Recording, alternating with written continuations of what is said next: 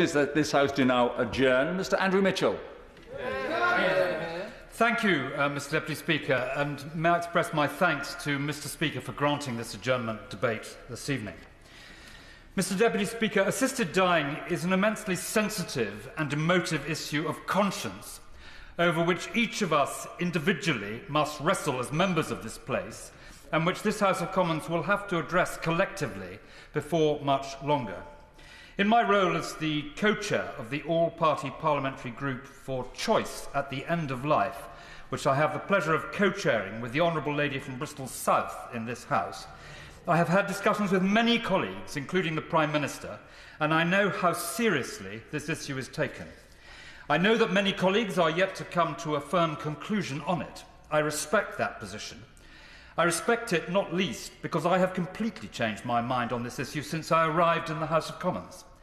This is after listening to many constituents in my office in Sutton Coldfield, often with tears of solidarity in my eyes, as they have, with inordinate sadness, told me of the painful and undignified death of someone they loved.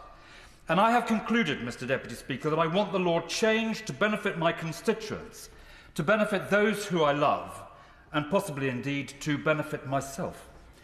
Our constituents are, according to every single opinion poll over the past 3 decades, in strong support of this change in the law. I remind the House that the bill put forward by the noble Lord Lady Meacher in the other place, which has recently commanded their lordships' support, and which builds on the consensus so painstakingly and skilfully assembled over many years by Lord Faulkner, sets out that those who are within 6 months of the end of their life, and who, in the opinion of 2 doctors and a High Court judge, have reached the decision independently and in sound mind that they wish to end their lives to avoid the often undignified and extraordinary suffering that would otherwise assail them, should they be able to do so. I will give way. But isn't it the case that it is extremely difficult to actually assess when a life will end? Isn't this one of the challenges that we have with regard to this proposal of a timed end to a life? Well, my honourable friend is right, but I used to be a junior social security minister, and I know that social security law means that already the government, society, has a way of determining a period 6 months before the end of someone's life. So we can, of course, reflect on this, reflect if there is a better way of doing it, but that facility does in fact already exist. Now, my aim in this... I will. Before my honourable friend goes on, how would his bill prevent relatives or others putting pressure on the person to ask for this procedure to be put in place? He makes a very good point, my honourable friend, and I will come directly to that later in my remarks. Now, my aim in this debate is not to persuade all colleagues of the rightness of this cause, but to make 2 clear points. First, this is a debate about the real-life consequences of our blanket ban on assisted dying, and second, the real examples from overseas of how it can be done better. In the past several days, we've seen the rules on international travel tighten once again. In the space of a week, the Swiss government closed its borders to travellers from the UK unless they undertake a quarantine of 10 days before changing the rules back a few days later. The dismay this has caused people who are seeking an assisted death in Switzerland is overwhelming. Having spent their final days confined to a hotel room, scrambling to update plans when time and energy are in such short supply, and being unable to have all or perhaps any of their loved ones there to accompany them. The already cruel situation where British citizens can have the death they want only if they travel to another country becomes yet more unacceptable when even this most exceptional option can be withdrawn with such short notice. That is not to blame Switzerland. It is the fault of our own failure as a country to provide that option at home, preferring to outsource our compassion to another country. Last year, I raised the question of travel during the pandemic with the Secretary of State for Health. He confirmed that the ban on travelling overseas did not apply to those travelling for an assisted death in another country. This announcement was a welcome relief to many, and though it once again highlights our heavy reliance on other jurisdictions to provide our own citizens with the deaths that they want. Furthermore, this I feel I might to go a little further with my case, and then, of course, I will certainly give way. Furthermore, this leniency does nothing for those who cannot afford a trip to Switzerland, who cannot access the necessary medical records, who cannot travel due to illness or disability, or those who cannot access the services of Dignitas for a host of other reasons. And it forces all of those who accompany the dying person to break the law and run the risk of prosecution on their return. I am saddened to tell the House that David Peace has today died at Dignitas. It is a coincidence that he happened to die today. Many colleagues may have seen a touching interview with David over the summer when he spoke about the desire he had to control his death rather than let motor neurone disease choose his death for him. Earlier this week, before he left this country, his home, for Switzerland, David said this: "I have terminal motor neurone disease, a fatal illness for which there is no treatment or cure. It has robbed me of my ability to speak, swallow, balance, and walk. It is rampaging through my body, paralysing my muscles. Nothing will stop it. Palliative care cannot give me the death I want. I simply want the right to die on my own terms. My only option has been to plan an assisted death at Dignitas in Switzerland, which I have done in meticulous detail over the past few months. Though stressful and hugely expensive, this has given me comfort and peace of mind. COVID-19 measures have been a real concern throughout this year, knowing that travel restrictions or lockdowns could jeopardise my plans.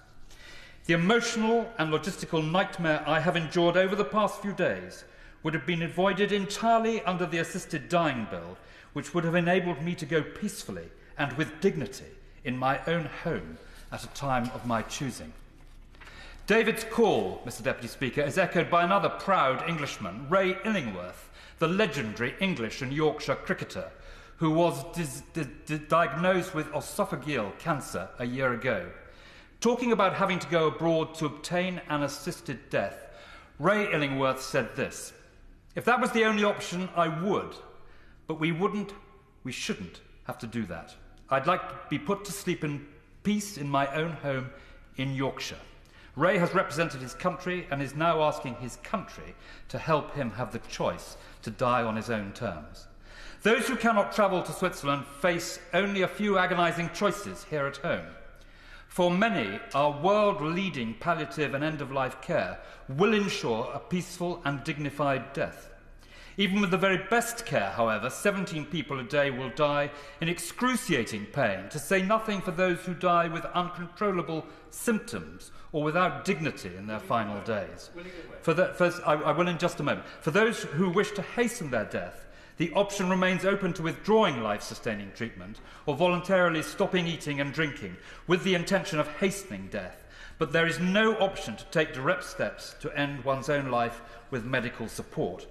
Perhaps most tragic are the cases where dying people trapped in pain and despair decide to end their own lives by suicide. The best estimates are that hundreds of suicides every year are of people living with a terminal illness. I know from speaking to people who have direct experience of the loss of their loved ones to suicide that these dreadful decisions are not taken lightly, but taken as a last desperate choice due to the lack of a safeguarded assisted dying option. We must be honest about recognising the victims of our existing laws, the dozens of our citizens who feel they must travel overseas to achieve the death that's right for them, the hundreds of terminally ill people who die by their own hands, or the thousands of people who die beyond the reach of the very best end-of-life care we can offer. Every year we condemn too many people to the position of casualties of a law that lacks compassion, lacks public support, and belongs to a bygone age. I give way to my honourable friend. I'm very grateful to him for giving way. He's making a powerful speech, as expected, and he refers to the very small number of people who he wants to give this new right to. And I recognise the extraordinary pain and distress that those individuals and those families have. But is he aware that in Oregon, which is the state that the law that's being proposed in the other place is based on, over half the people who apply for assisted death do so not because of terrible pain and suffering, but because they don't want to be a burden on their families. That's why they do it. That's what they think that is the consideration that activates them. And does he not agree that, given the, I'm afraid, the sad prevalence of abuse and neglect of elderly relatives in our own country, is likely to be replicated here. So surely the answer to the distress of people facing death is to improve palliative care, which, as he says, is excellent in this country, but it is tragically patchy and actually not good enough. And surely we should be investing significantly in palliative care, ensuring that everybody in this country has the opportunity to die with all the care that they need, which does not lead them into this terrible, distressing death, before we ever consider this terrible step of going to assisted suicide. Yeah. Well, my honourable friend and I will continue this argument, no doubt, for many months. And he and I are as one on the importance of improving palliative care. But alas, there are those who will never benefit because of the nature of their illness from those improvements. And in respect of Oregon, I am coming to Oregon in a moment, but to address the very point that he has made, we emphasise the importance that I'm coming to, that a High Court judge should be involved. Now, what can we learn from overseas as others like us struggle with this issue? We know this can all be done better. Indeed, with each year that passes, yet another jurisdiction takes a step forward to provide choice at the end of life for its citizens. 11 states in the USA and 5 Australian states have legalised assisted dying, with New South Wales likely to follow suit very shortly. New Zealand permits assisted dying following a nationwide referendum that found an overwhelming majority of New Zealanders supported a change in the law. In Europe too, in the past couple of years, laws have been passed by the Spanish and Portuguese parliaments. Court judgments have overturned the bans on assisted dying in Germany and Austria. And in places like Oregon, which my honourable friend has just mentioned, assisted dying has been legal for a quarter of a century, and the eligibility criteria and processes remain essentially the same as the day they were introduced. Of the jurisdictions that have introduced assisted dying solely for people who are terminally ill and mentally competent, not a single one has subsequently extended its laws beyond that point. The other important point is the direction of travel in this area. We are told by those who oppose law change that other countries provide clear warnings of the horrors that would befall the elderly, the vulnerable, and others in society if we were to legalise assisted dying. Not only, Mr. Deputy Speaker, is there no evidence to that effect, no single jurisdiction has legalised assisted dying and then subsequently repealed that law.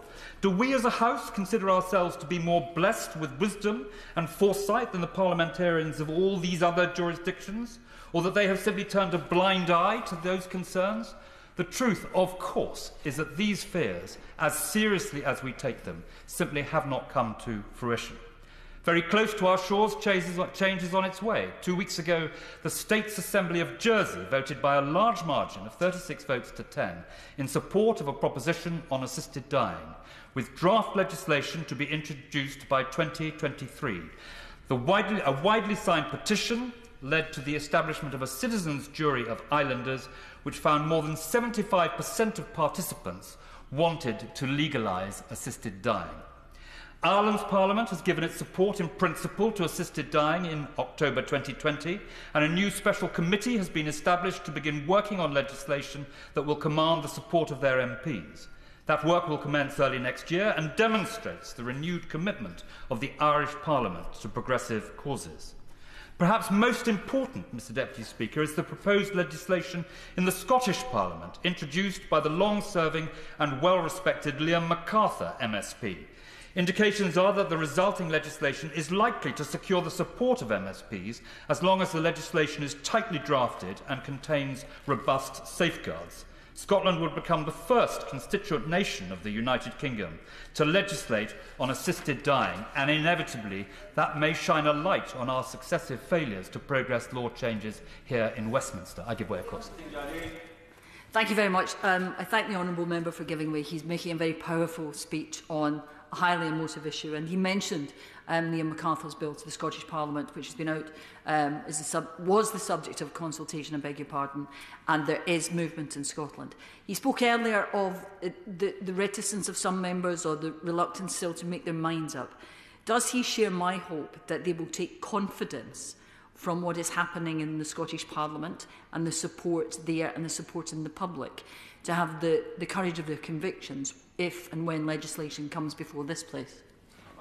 Thank the Honourable Lady very much for her intervention. And I think it must be the case and I'm sure that my honourable friend would agree with this as well, that all members of Parliament will be following what happens in Scotland with the greatest possible care, because this is an issue which, wherever you stand on the debate, it is an issue which greatly exercises members of the House of Commons. I wish to draw colleagues' attention to the process envisaged by the Scottish Parliament for a debate on this issue.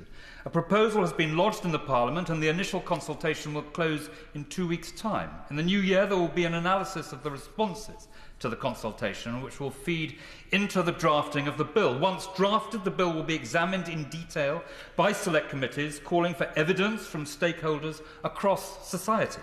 Only once that pre-legislative scrutiny has been completed will the legislation be debated on the floor of their Parliament. Here in this House, we lack anything like such a comprehensive system. Our system for considering private members' legislation is entirely inadequate when debating such an important issue. The government has rightly determined that it should be neutral on the principle of assisted dying, but I invite my honourable friend the Minister to recognise that neutrality on the legislative process, rather than on the principle, has the effect of siding with the status quo. A refusal to facilitate the debate is a de facto opposition to law change. Now, finally, Mr. Deputy Speaker, I would like to ask the Minister some questions about specifics of how the laws in neighbouring jurisdictions would work together. As she will no doubt be aware, the GMC, NMC and other healthcare regulators operate on a UK-wide basis. Can she confirm that if either Jersey or Scotland were to legalise assisted dying, any health and care professional who participated in and followed the requirements of that law would not face prosecution? She may also be aware that the issue of conscientious objection has previously been treated as a reserved matter by the Scottish Parliament. It should be common ground that whatever our view on assisted dying, health and care professionals should not have to actively participate in the practice if they believe it contravenes their conscience and beliefs. I understand that the government's position is that conscientious objection is in fact already within the competence of the Scottish Parliament. Can she confirm to the House that this is the case, and to what extent any legislation on conscientious objection in the Scottish Parliament would contravene the devolution settlement or require the approval of the UK government? I would like finally to ask the Minister if she can update the House on the work commissioned by the former Secretary of State, the Right Honourable Member for West Suffolk, to be undertaken by the Office of National Statistics on the number of terminally ill people who end their own lives by suicide. All of us in this House wish to tackle and reduce the number of suicides, attempted suicides and incidents of self-harm. But in order to do that, it is imperative to understand why many people take that most desperate decision. I give way. I thank my honourable friend, the young member, for giving way, and as a fellow member of the All-Party Parliamentary Group on choice at the end of life, isn't this fundamentally about enabling everyone to have a good death, be it through the end of palliative care, if that's their wish, or by choice of having an assisted death? It is a matter of choice at the end of death. Would the member agree? I very much agree with what the Honourable Lady has said, and she's thought about this very carefully, and all of us want to see choice extended wherever possible in our daily lives, and she's right in what she is saying. Many colleagues and former colleagues, including Lord Field of Birkenhead, have changed their mind on assisted dying, whether informed by their constituents or by their personal experience. This House is in a very different place to when this issue was last voted on more than 6 years ago. I am afraid, Mr. Deputy Speaker, that we as a House will continue to find ourselves running to catch up with the public view on this, unless a serious process for consideration of this issue is put in place. Minister. Thank you, Mr. Deputy Speaker, and I would like to begin by thanking the Right Honourable Gentleman, the Member for Sutton Coldfield, for securing a debate on this issue and for giving us time and the opportunity to outline his views on assisted dying, but also for taking many interventions on both sides of the debate.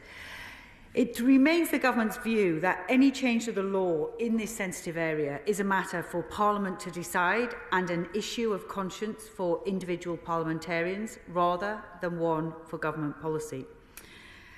I also have the utmost sympathy for all those who have suffered the pain of watching a loved one battle a life-threatening or degenerative condition, and many of us will have witnessed this, and that will inform our decisions. As he mentions, in order to develop more precise estimates of suicide risk for people with specific debilitating and terminal illnesses, the Office of National Statistics are consulting with clinical experts and are due to publish their report next year. We will consider the findings carefully when this takes place. We know this is an issue which is also being considered across the wider UK family with, as my honourable friend mentioned, an ongoing consultation in the Scottish Parliament and legislation being drafted by Jersey's Council of Ministers. We will await further details of any proposals that may be brought forward, and at which point we will be able to say more about how medical professionals can work within the different countries. The Government is, however, committed to ensuring that patients of all ages at the end of life are treated with dignity and have the opportunity to benefit from high-quality, personalised care that takes into account their wishes. The Nhs Constitution states our commitment to putting respect, dignity, compassion and care at the core of how patients are treated. And dignity means different things to different people, but as the Parliamentary and Health Service Ombudsman identified in their 2014 report, there are some key areas for ensuring dignity at the end of life. This includes enabling patient choice through appropriate care planning and promoting good and timely communication with patients and their families and between the people and organisations supporting them.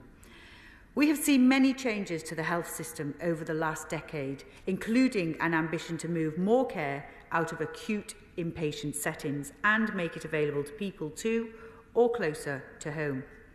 And place of care is particularly important for people at the end of life, and palliative and end-of-life care services have adapted to enable patient choice wherever possible.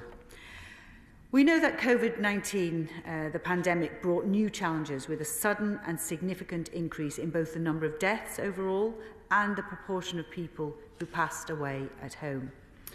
Despite the challenging circumstances, our dedicated and exceptional palliative and end-of-life care workforce demonstrated their pragmatism and resilience and continued to provide world-class care to patients around the clock, with services working hard to adapt to meet the needs of patients, their families, and to ensure that dignity was maintained. And we are immensely grateful to them. They have truly gone above and beyond throughout the COVID response, and they deserve our unwavering support and recognition. Despite the efforts of our health and care colleagues across the system before and during the pandemic, we know there is still more that we can do. Improving the quality of care requires a confident workforce with the knowledge, skills and capability to deliver high-quality palliative and end-of-life care. And Health Education England continues to provide comprehensive training for all health and care staff involved in palliative and end-of-life care through the availability of the End-of-Life Care for All resources.